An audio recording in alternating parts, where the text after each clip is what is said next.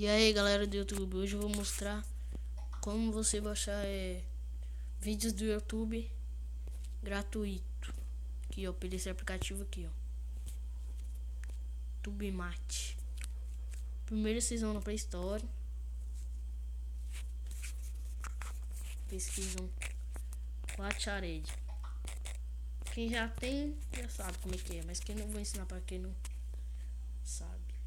Vocês vão em abrir, depois já instalado é óbvio. Aí vocês vêm conectar com o Google. Cancelar aqui, seu bagulho louco.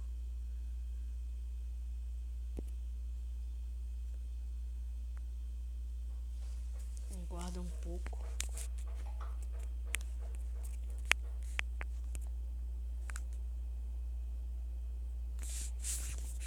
Vocês escrevam Tubemate.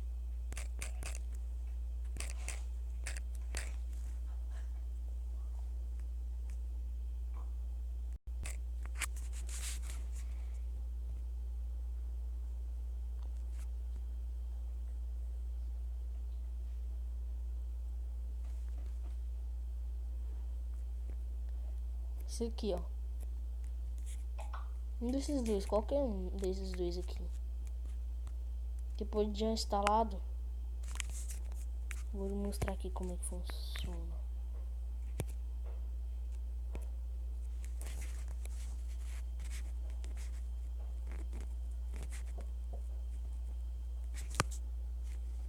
Aqui os vídeos que você baixou. Não, eu não vou atualizar não. Aí, ó.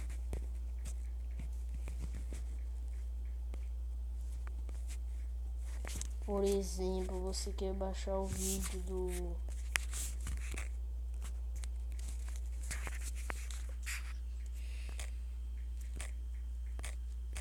como resetar Moto G.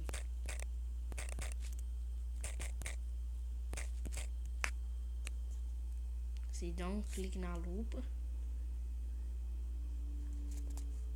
ó, no Moto G e todos os modelos.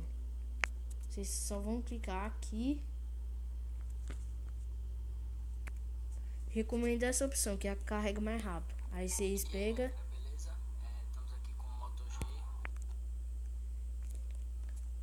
e colocam baixar. Aí vai carregar o vídeo. Aí vai estar lá na sua galeria. E é isso então, galera. Falou.